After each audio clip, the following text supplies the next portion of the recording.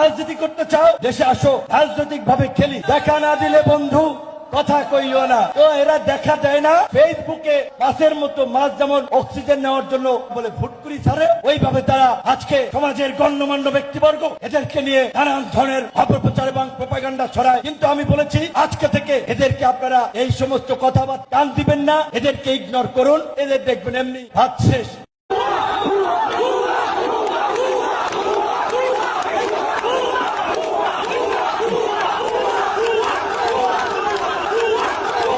এই 3 কোটি প্রবাসী বিকাশ নুরির পদত্যাগ চায়। বিকাশ নুরির যদি পদত্যাগ না হয়, এই 3 কোটি প্রবাসী রেমিটেন্স শাটডাউন করে দেবে। যতক্ষণ প্রবাসীদেরকে না ডাকবি বাপ, তোর কোনো নাই সোশ্যাল মিডিয়াত মাফ। তোর মতন বিকাশ নূর 10-15 ফিডাইয়া মানুষ করছি আগে ওই, আর তুই তো একটা ফিফটার বাচ্চা। তোর আমি এখনো সময় আছে বলতাছি, আমার মুখ খারাপ করিস না। তোর কুত্তার মতন ফিডামু সোশ্যাল মিডিয়ার ভিতরে। পুলিশ স্কোয়াড যখন থাকবে না, আপনাদেরকে এই গণ অধিকার যারা করেছে এতদিন, এই মানুষগুলো আপনাদেরকে রাস্তায় ফেলে পিটাবে। এইটা আপনারা মনে রাখেন যে একটা সম্ভাবনাময় রাজনৈতিক দলকে আপনারা শেষ করে দিচ্ছেন। এখন আপনাদের কোনো কার্যক্রম আছে? দুধ কলা দিয়ে যদি কাল সাপ পুষেন, একদিন সেই সাপের সুবলে আপনার জীবনও যেতে পারে। বর্তমান সরকারের বয়স কিন্তু 6 মাস হয়ে গেছে। 5 বছর হায়াত এই সরকারের। যে কোনো সরকারই আসুক তার হায়াত থাকে 5 বছর, আবার নতুন হায়াত পায়। কিন্তু এই 5 বছরের মধ্যে 6 মাস চলে যাওয়া মানে অনেক দিন চলে গেছে। কিন্তু সরকার কিন্তু এখন হামা করে দিয়ে হাঁটতেছে না, এখন প্রায় কিশোর হয়ে গেছে। এই কিশোর বয়সী সরকার কেন ওনাদের দেশে যেতে চাচ্ছে না, এটার পিছনে কারণ কি? পিনাকি ভট্টাচার্য এবং সাংবাদিক ইলিয়াসের বিরুদ্ধে ভিপি নূর চরম ধৃষ্টতাপূর্ণ বক্তব্য দিয়েছেন, লিমিট ক্রস করেছেন।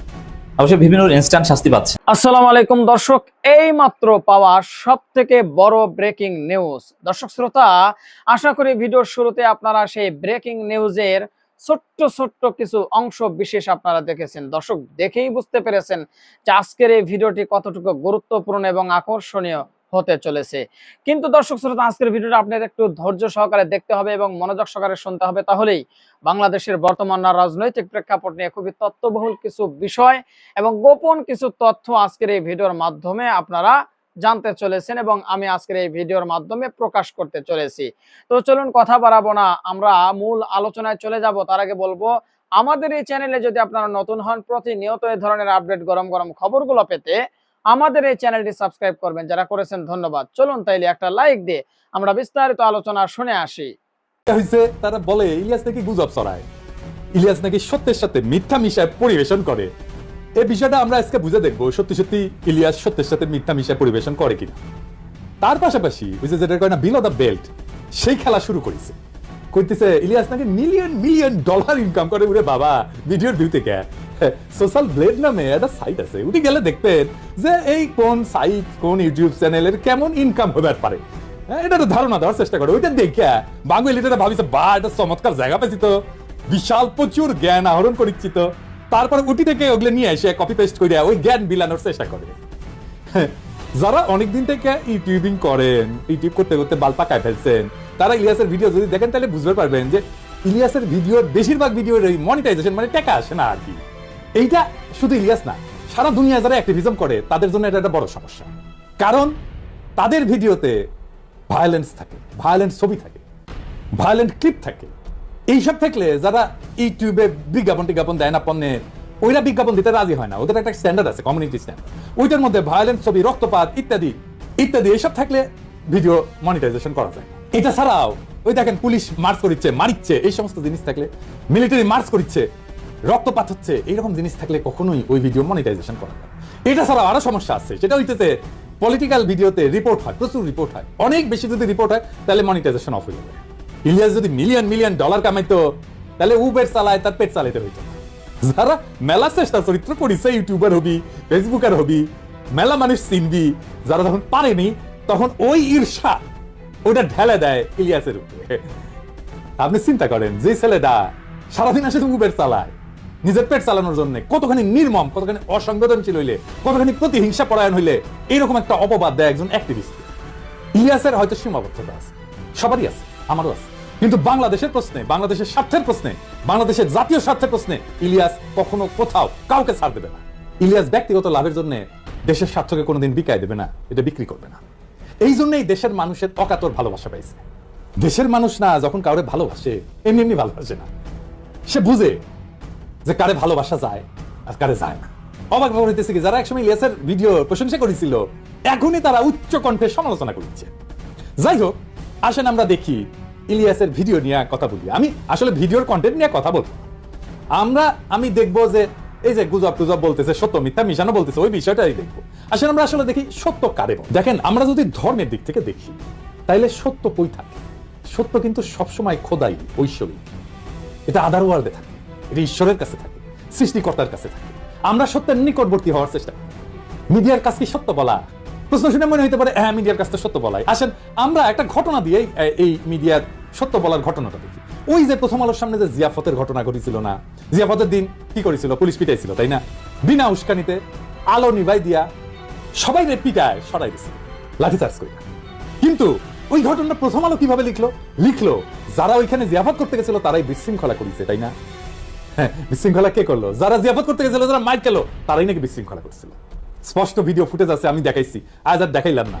দেখেছেন তো, আলো নিভাই দিয়ে খুব শান্ত বিনা উস্কানিতে যে জমায়েত তার উপরে লাঠিচার্জ শুরু করলো বিনা কারণে। ওখানে আলো নিভাইছে পুলিশ, কখনো ওখানে আলো নিভানো হয় না। তার মানে পুলিশ জানতো, প্রস্তুতি নিছে যে তা মারবে, তারপরে বিনা উস্কানিতে ঝাঁপায় পড়ছে।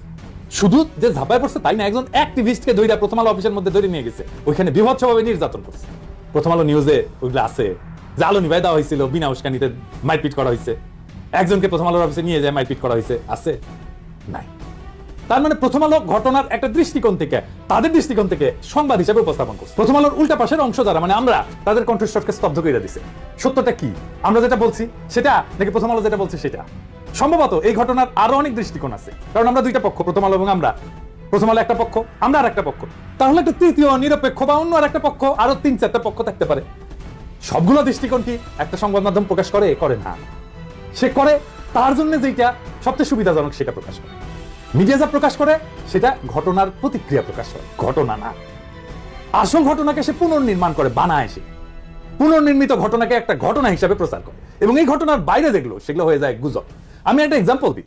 মানবতা বিরোধী অপরাধের আদালতে সংবাদপত্রে প্রকাশিত সংবাদকে সাক্ষ্য হিসেবে ধরা হয়েছিল। দুনিয়ার সব সাক্ষ্য আইনকে বুড়া আঙুল দেখায় সংবাদপত্রে প্রকাশিত সংবাদকে সাক্ষ্য হিসেবে ধরা হয়েছিল। আমরা বলছিলাম এইটা হইতে পারে না, এটা অন্যায়, এটা অপরাধ। এইভাবে সংবাদপত্রে প্রকাশিত সংবাদকে সাক্ষ্য হিসেবে ধরা যায় না। সংবাদপত্রে যদি সত্য কথাই লেখা থাকে তাহলে তাকে সাক্ষ্য হিসেবে ধরতে অসুবিধা কোথায়? অসুবিধা এখানেই, সংবাদপত্রে সত্য কথা লেখা থাকে না, লেখা থাকে একটা দৃষ্টিকোণ। আসলে ক্ষমতা সংবাদ তৈরি করে, ঘটনাকে পুনর্নির্মাণ করে, তার বয়ানের বাইরে সে যেটা বলতে চায় সেটার বাইরে যেটা, সেটাকে সে গুজব বলে উড়ায় দেয়। সে নিজের বয়ানকে সত্য বলে দাবি করে, আর বয়ানের বাইরে যেটা সেটা হইতেছে গুজব। এবার বুঝছেন তো? আমারও তো বলে গুজব বাজ, আমি তো পত্রিকার নিউজ ফিউজ রেফারেন্স দেখাই, তারপরেও আমি নাকি গুজব ছড়াই। তার মানে গুজব হইতেছে তার বয়ানের বাইরে যেটা, তার বিশ্বাসের বাইরে যেটা, সেটাই গুজব। কিন্তু ধরেন মিডিয়া যেটা প্রকাশ করে অথবা যেটাকে তারা গুজব বলে দাবি করে, এটা কিন্তু সত্য বা মিথ্যার বিষয় না। এই দুইটাই হইতেছে পারসেপশন। এটাকে বলা যাইতে পারে ধারণা। কোন কোন পারসেপশন, কোন কোন ধারণাকে লোকে বিশ্বাস করে, এটাকে বিশ্বাসযোগ্য বলে মনে করে। এমনকি এইরকম ধারণা যে ক্ষমতার গদিকেও কাঁপায় দিতে পারে। আপনি যেটাকে বিশ্বাসযোগ্য বলে ভাববেন সেটা কিছু পূর্ব শর্ত আছে, সেই পূর্ব শর্তগুলো পুরো হইলে বিশ্বাস পোক্ত হয়। আমি একটা এক্সাম্পল দিই। ধরেন র‍্যাব কইতেছে যে হেলিকপ্টার থেকে হয় নাই, কিন্তু আমরা জানি, আমরা বিশ্বাস করি হেলিকপ্টার থেকে। তার মানে বুঝছেন তো, আমরা যেটা মনে করতেছি এটা বিশ্বাসযোগ্য। ধরেন গার্মেন্টসের কোন শ্রমিকের উপরে বা বাসায় কাজের মেয়ে, কাজের ছেলের উপরে যে টর্চার হয়, এই ঘটনাগুলো খুবই বিশ্বাসযোগ্য ঘটনা। 1857 সালে সিপাহী বিপ্লব হয়েছিল, ওইখানে রটনা হয়েছিল যে ওই যে কার্তুজের মধ্যে শুকর আর গরুর চর্বি একসাথে মিশায় দেওয়া হয়েছে এবং কার্তুজটা মুখ দিয়ে কাটতে হইতো। ওটা একটা বিশ্বাসযোগ্য বিষয় ছিল। এই যে পারসেপশন বা জনতার মধ্যে যে ধারণা, বিশ্বাসযোগ্য ধারণা তৈরি হয়, এইটাকে নিয়ন্ত্রণ করার জন্যই মিডিয়ার জন্ম। মিডিয়া মানেই জনতার পারসেপশন বা ধারণাকে নিয়ন্ত্রণ করা। মিডিয়া মানেই একটা প্রোপাগান্ডার মেশিন। মিডিয়া কোন একটা পারসেপশন বা ধারণাকে সত্য বলে দাবি করে রটাইতে থাকে। এখন ক্ষমতার কি দরকার? এই পারসেপশনটাকে কন্ট্রোল করা দরকার তো, কারণ আমরা দেখতেছি যে পারসেপশন গুলো ক্ষমতার গদিকেও কাঁপায় দিতে পারে। তাহলে ক্ষমতার যেটা দরকার সেটা হইতেছে কতগুলো ঘটনাকে বানানো হিসাবে, আর কতগুলো বানানোর জিনিসকে ঘটনা হিসাবে রটনা করা। তার মানে সে ঘটনাকে গুজব বলবে এবং বানানো জিনিসকে ঘটনা হিসাবে রটনা করবে। বুঝছে? এই যে মিডিয়া, প্রথম আলো, ডেইলি স্টার, যা যা আছে, এই সমস্ত ফর্মাল মিডিয়ার এইটার পারপাস বা উদ্দেশ্য একটা, সত্য বা মিছা বা গুজব নাম দিয়ে এই কাজটাই করে। তাহলে পাওয়ার বা ক্ষমতা কেন পারসেপশনকে বা ধারণাকে এত ভয় পায়? কারণ পাওয়ার সবসময় ভাবলে এটা সবসময় সহিংস। তো ঘটনা যদি নাও থাকে, বানায় বানায় কইলেও লোকে বিশ্বাস করে প্রায়। তার মানে এই যে প্রিকন্ডিশন হচ্ছে যে ক্ষমতা সবসময় সহিংস, পূর্ব সপ্তাহে সহিংস, তাই সে সহিংসতা যদি নাও করে, যদি কেউ বানাও বলে যে ম্যাচটা এটা পুলিশ আমাদের, এটা বিশ্বাস করে ফেলবে। মানুষের জ্ঞানের শুরু কই থেকে? আন্দাজ থেকে, অনুমান থেকে। আমরা বিজ্ঞানের ভাষায় বলি হাইপোথিসিস। হাইপোথিসিসকে প্রমাণ করে বা অপ্রমাণ করে জ্ঞান অগ্রসর হয়। মানুষের হুশ, কালচার, তার এলেমের গোড়া হচ্ছে আন্দাজ বা অনুমান। যে আন্দাজ করে না সে বেহুশ। ক্ষমতা আপনার আন্দাজের ক্ষমতাকে নাম দেবে গুজব, কিন্তু আন্দাজ করাটা আপনার হক, আপনার অধিকার। ক্ষমতার দাবরা নিতে হয়তো জাহির করতে পারবেন না আপনার আন্দাজ, কিন্তু আপনার আন্দাজের হক নাই এইটা মনের ভিতরে কখনো মাইনা নেবেন না। গায়ের জোরে হয়তো লাগতে না পেরে পিছিয়ে আসবেন, কিন্তু বেহুশ হইয়েন না কখনো। মনে রাখবেন আন্দাজ করা আপনার হক। ইলিয়াস যা করে সেটা কি গুজব? ইলিয়াস তার যে ভিডিওগুলো করে, এই ভিডিও কোন ক্যাটাগরির ভিডিও বলেন তো? কোন টাইপের? এইটা যারা ইলিয়াসের সমালোচনা করে তারা কি কখনো দেখছে? ইলিয়াস করে এক্সপ্লোরেটরি ডকুমেন্টারি। এক্সপ্লোরেটরি ডকুমেন্টারিটা আসলে কি? আসেন এটা বুঝে দেখি। এক্সপ্লোরেটরি ডকুমেন্টারি শিরোনাম ব্যবহার করা হয় যখন কোনো ডকুমেন্টারি একটা বিষয় অনুসন্ধান করে এবং প্রমাণ সংগ্রহের পাশাপাশি সম্ভাব্য ধারণা বা অনুমান তুলে ধরে। ইলিয়াস এটা লিখে দেয় তার প্রত্যেকটা এপিসোডের সামনে। তার মানে ভিডিওতে সত্য এবং প্রমাণের পাশাপাশি সে অনুমানও তুলে ধরে। তাহলে সমালোচনা কেন? কেন বলা হয় ইলিয়াস গুজব ছড়ায়, সত্যের সাথে মিথ্যা মেশায়? কারণ ইলিয়াস ক্ষমতার বানানো ঘটনাকে পুরা ঘটনা বলে, সত্য ঘটনা বলে মানতে নারাজ। সে বেহুশ হয় নাই, সে তার হুশ ধরে রাখছে। যেই ঘটনা ঘটছে তার ভিন্ন ব্যাখ্যা, ভিন্ন বয়ান কইরা সে বলতে চায় ক্ষমতা যেটা বলতে চায় না। ক্ষমতা যেটা বলতে চায় তার চাইতে ভিন্ন বয়ান ইলিয়াস দেয়। বিলিভেবল বয়ান, বিশ্বাসযোগ্য বয়ান ইলিয়াস দেয়। আসিফ নজরুল ক্ষমতা মানলো, ইলিয়াসের ভিডিওতে বিপর্যস্ত হয়েছে এবং হইতেছে। কারণ ক্ষমতা যে বয়ানটা বিশ্বাস করাইতে চায় সেটা ধাক্কা খাইছে। সেই জন্য ক্ষমতার আশেপাশে থাকা বা যারা ক্ষমতায় যাইতে চায় তারা ইলিয়াসের উপরে ঝাঁপায় পড়ছে। আরে সর্বনাশ, বিপজ্জনক লোক, এটা তো থামাইতে হবে। অনেকে আমারে বলে যে আপনি বিএনপির পিছে কেন লাগিছে? আমি বিএনপির পিছে লাগি না। আমার দীর্ঘদিনের পর্যবেক্ষণের ফল হইতেছে বিএনপি তাদেরকে পছন্দ করে যারা সোহাদির বডিগার্ড, প্রেমিক, হ্যাঁ মুজিব প্রেমিক যারা, তাদেরকে বিএনপি প্রচন্ড প্রচন্ড প্রচন্ড প্রেম দেয়। তাও খুঁজতে খুঁজতে খুঁজতে খুঁজতে দেখলাম যারা বিএনপি বাপু দেয় তাদেরকে বিএনপি প্রচুর প্রেম দেয়। যেমন ধরেন মতিউর রহমান, দেখেন সে কি বলে এই গ্রেনেড হামলা নিয়ে। গ্রেনেড হামলায় তারেক রহমানের শাস্তি হয়, সে সন্তোষ প্রকাশ করেছে। গ্রেনেড হামলায় তো সবাই খালাস পেয়ে গেছে, তাই না? তাইলেও কেন সন্তুষ্ট হয়েছিল যে তারেক রহমান একটা সাইজ হয়েছে? এইরকম একটা লোক, এরকম একটা জাউরাক, তাও বিএনপি পছন্দ করে। তাকে বাঁচানোর জন্য একটা ঝাঁপে পড়লো সব বিএনপির লোকের। তোমার মতিউর রহমানকে ডিপেন্ড করার জন্য বিএনপি আগে আসছে কেন? কারণ কি জিজ্ঞেস করেন ওদেরকে। তো এটা যদি হয় যে বিএনপি বাম্বু দিলে তারা প্রচুর প্রেম দেয়, তো তাহলে তরিকাটা ট্রাই করে দেখা যেতে পারে। হ্যাঁ, যদি এটা শুনে বিএনপি আমাকে একটু প্রেম দেয়, হ্যাঁ, কারণ আমি তো ওই যে গানটা আছে না, ওই যে একটা গান আছে না, ওই যে আমি তোমারই প্রেম ভিখারি, ভালোবেসে ঠাই দিও পরাণে গো, ভালোবেসে ঠাই দিও পরাণে। পিনাকি ভট্টাচার্য এবং সাংবাদিক ইলিয়াসের বিরুদ্ধে ভিপি নূর চরম ধৃষ্টতাপূর্ণ বক্তব্য দিয়েছেন, লিমিট ক্রস করেছেন। অবশ্যই ভিপি নূর ইনস্ট্যান্ট শাস্তি পাচ্ছেন। আমরা সাথে সাথে দেখেছি যে ভিপি নূরের অবস্থা কি হয়েছে। আমি সাংবাদিক ইলিয়াস এবং পিনাকি ভট্টাচার্যদের মতো দেশপ্রেমিক সাংবাদিক যারা গণতন্ত্রের পক্ষে, ভারতের আধিপত্যবাদের বিরুদ্ধে অকুতভয় সৈনিক, ফেসিবাদের পতনে ফেসিবাদের বিরুদ্ধে জনগণকে উদ্বুদ্ধ করতে এবং ফেসিবাদের বিরুদ্ধে ন্যারেটিভ নির্মাণ করতে সবচাইতে যাদের বেশি অবদান তারা হচ্ছেন এই পিনাকি ভট্টাচার্য, সাংবাদিক ইলিয়াস। তাদের মতো এই মহান ব্যক্তিদের বিরুদ্ধে ভিপি নূরের মোসাদের দালাল, রয়ের এজেন্ট এবং মহা দুর্নীতিবাজ, বিতর্কিত রাজনীতিবিদ এই ভিপি নূরের এবং বিচ্যুত ডেভিয়েটেড রাজনীতিবিদ ভিপি নূরের চরম অসভ্য কথার তীব্র নিন্দা প্রতিবাদ জানাচ্ছে। দর্শক, সাংবাদিক ইলিয়াস এবং পিনাকি ভট্টাচার্যদের সম্পর্কে কথা বলতে হলে, গালি দিতে হলে কয়েক হাজার বার ভাবতে হবে। প্রথম কথা হচ্ছে তারা মজলুম। তারা হাসিনার বিরুদ্ধে অ্যাক্টিভিজম করে, আন্দোলন করে, সাংবাদিকতা করার কারণে তারা দেশে থাকতে পারেনি। তাদের পরিবারের লোকজন, এক একজনের মা বাবা মারা গেছে, শেষ মুহূর্তে কবর দিতে শেষকৃত্য আসতে পারেনি। ইলিয়াসের ক্ষেত্রে এটা ঘটেছে, পিনাকির ক্ষেত্রে এটা ঘটেছে। তারা দেশে একটা স্মার্ট এবং উন্নত জীবনযাপন করতে, সেখানে তাদেরকে আমেরিকা যে, ফ্রান্সে যে অনেকটা মানবেতর জীবনযাপন করতে হয়েছে। অনেকে মনে করেন যে ইউরোপে যেতে পারলেই মনে হয় খুশি। না, এটা অনেকের ক্ষেত্রে হয়তো বা আপনি ডে লেবারার, আপনি মনে করেন যে ইউরোপে যে ওখানে ডে লেবারার হলেও লাভ, কিন্তু বাংলাদেশে যারা প্রতিষ্ঠিত তাদের জন্য কিছুতেই ইউরোপে যেতে পারলে ভালো কিছু না, বরং তারা বাংলাদেশে থাকতে পারলেই ভালো। এই জন্য যারা উচ্চশিক্ষিত বাংলাদেশে প্রতিষ্ঠিত ছিল কোনো প্রয়োজনে ইউরোপে যেতে হয়েছে বা অ্যাসাইলাম সিক করতে হয়েছে। তারা দেশে ফেরার জন্য উদ্গ্রীব এবং সুযোগ পেয়েছে যারা তারাই দেশে ফিরে এসেছে। তো এক কথায় ইলিয়াস এবং পিনাকি ভট্টাচার্য তারা মজলুম, তাদেরকে পালিয়ে যেতে হয়েছে বাংলাদেশ থেকে জীবন বাঁচাতে। অতএব এরকম একজন মজলুমদের সম্পর্কে কথা বলতে হলে অবশ্যই হিসাব নিকাশ করে কথা বলতে হবে, নাম্বার 1। দ্বিতীয় হচ্ছে, পালিয়ে যে অ্যাসাইলাম পেয়ে তারা কি বসেছিল? না। হাসিনার মসনদ যদি কেউ কাঁপিয়ে থাকতে পারে জুলাই আন্দোলনের আগে, এই ইলিয়াস এবং পিনাকি কাঁপিয়েছে।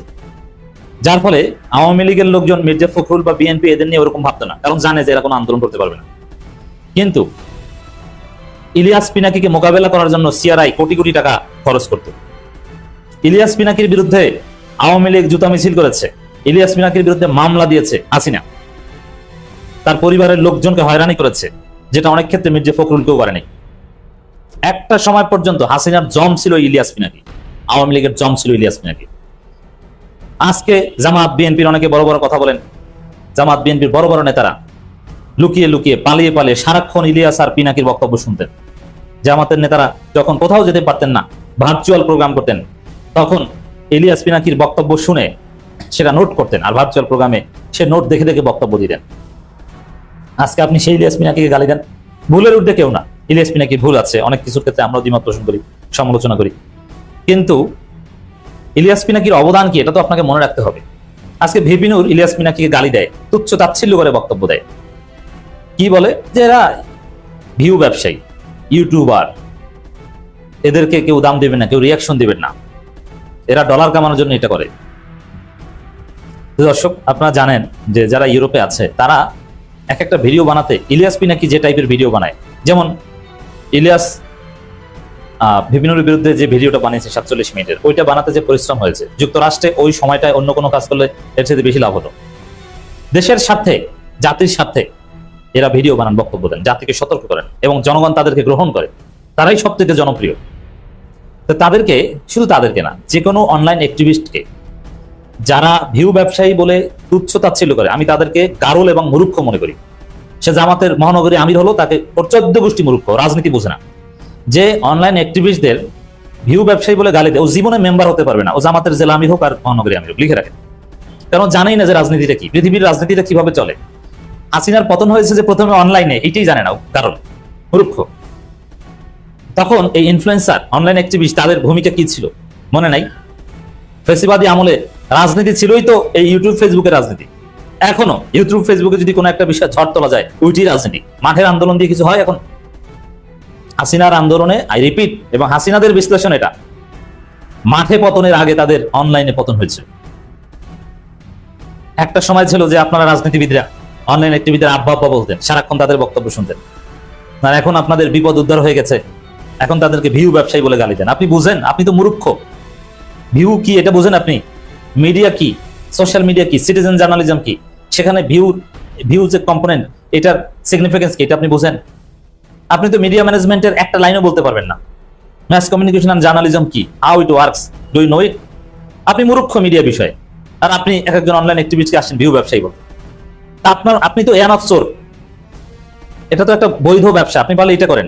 আপনি খান রাষ্ট্রের টাকা মেরে, আপনি করেন দুর্নীতি, আপনি করেন চাঁদাবাজি, মাদক ব্যবসা, আপনি অনাথের টাকা মারেন, আপনি অনলাইন অ্যাক্টিভিস্টদের আসেন ভিউ ব্যবসায়ী বলতে। আমি একটা বিষয়, কিছু কিছু বিষয়ে পর্যালোচনা করেছি, তার মধ্যে এটা একটা। বিশেষ করে জামাতের মধ্যে যারা অনলাইন অ্যাক্টিভিস্টদের ভিউ ব্যবসায়ী বলে গালি দেয়, আমি খোঁজ নিয়ে দেখি ওরা প্রত্যেকে এয়ানত চোর, ওরা এয়ানতের টাকা মেরে খায়। তো দর্শক, এই ইলিয়াস পিনাকি ছিল একসময় রাজনীতির আমির, ওরাই ছিল সবার মাথার তাজ, হাসিনাকে দৌড়ের উপর রাখতো। এমনকি হাসিনা পালানোর পরও ধানমন্ডি 32 ভাঙা, এটা আওয়ামী লীগ ফেরার রাস্তা বন্ধ করে দিয়েছে, এটা পিনাকি ভট্টাচার্যের অবদান। ওদের মনোবল একদম ভেঙে ফেলেছে। আওয়ামী লীগ ভারতে পালানোর পর বিএনপি জামাতের কাউকে হত্যার হুমকি, জবাই করার হুমকি দেয়নি, কিন্তু আওয়ামী লীগ, হাসিনা নিজে পিনাকি ভট্টাচার্যের বিরুদ্ধে কয়েকবার বক্তব্য দিয়েছে। তাহলে বুঝেন যে পিনাকি ভট্টাচার্য কি। আপনার বিরুদ্ধে তো হাসিনা বক্তব্য দেয়নি। আওয়ামী লীগের লোকজন টেলিগ্রাম চ্যানেলে তাদের প্রোগ্রামে পিনাকি ভট্টাচার্যকে জবাই করার ঘোষণা দিয়েছে। এমনকি ফ্রান্সে জবাই করে প্রয়োজনে সেখানে 10 বছর 12 বছর জেল খাটবে, তারপরে তাকে জবাই করবে, এই ঘোষণা দিয়েছিল আওয়ামী লীগ। এরকম ফেসিবাদ বিরোধী, আওয়ামী লীগ বিরোধী দেশপ্রেমিককে তুচ্ছ তাচ্ছিল্য করে যা ইচ্ছা তা গালিগালাজ করেন বিভিন্ন, আমরা তীব্র নিন্দা প্রতিবাদ জানাই। হ্যাঁ, ইলিয়াস পিনাকি অবশ্যই ভুল আছে, তার আপনি রিফিউট করেন, তার সমালোচনা করেন, কিন্তু আপনি ইলিয়াস পিনাকিকে একদম ডিনাই করেন, ইগনোর করেন, মানে তারাই সবচাইতে খারাপ, আপনি কথিত বিশিষ্ট ব্যক্তি। এটা চরম ধৃষ্টতা, এটা অতীতকে অস্বীকার, এটা অকৃতজ্ঞ আচরণ। বিভিন্ন টের পেয়েছেন, যেমন ইলিয়াসের বিরুদ্ধে ইলিয়াসের ভিডিওর পর নুরুল হক নূরের স্ট্যাটাসে হা রিয়াকশনের বন্যা। 1 লাখ রিয়াকশন হলে তার 90,000 হা রিয়াকশন। মানে সমাজে মুখ দেখানো যায় না এরকম পরিস্থিতিতে পড়েছে বিভিন্ন। মজা না? রাস্তাঘাটে বের হতে পারবেন না কিছু না। এই অনলাইন অ্যাক্টিভিস্টরা কি পারে, সামনে আবার বিপদে পড়লে বুঝবেন। এরাই হাসিনার ফেসিবাদ থেকে আপনাকে উদ্ধার করার রাস্তা দেখিয়েছে। দর্শক শ্রোতা, আশা করি পুরো ভিডিওটি আপনারা দেখেছেন। এবার অবশ্যই আপনাদের মূল্যবান মতামতটা ভিডিওর কমেন্ট বক্সে জানিয়ে দিন। আর হ্যাঁ, পারলে ভিডিওটি শেয়ার করে সবারই দেখার সুযোগ করে দিন। আর আমাদের এই চ্যানেলে যদি আপনারা নতুন হন, প্রতিনিয়ত এ ধরনের আপডেট গরম গরম খবরগুলো পেতে আমাদের এই চ্যানেলটি সাবস্ক্রাইব করে আমাদের সাথে থাকুন। আর ইতিমধ্যে যারা অলরেডি সাবস্ক্রাইব করে দিয়েছেন সবাইকে ধন্যবাদ জানিয়ে আজকের মতো এখানে বিদায় নিচ্ছি। দেখা হচ্ছে নতুন কোনো ভিডিওতে। সে পর্যন্ত সবাই ভালো থাকবেন, সুস্থ থাকবেন। আল্লাহ হাফেজ।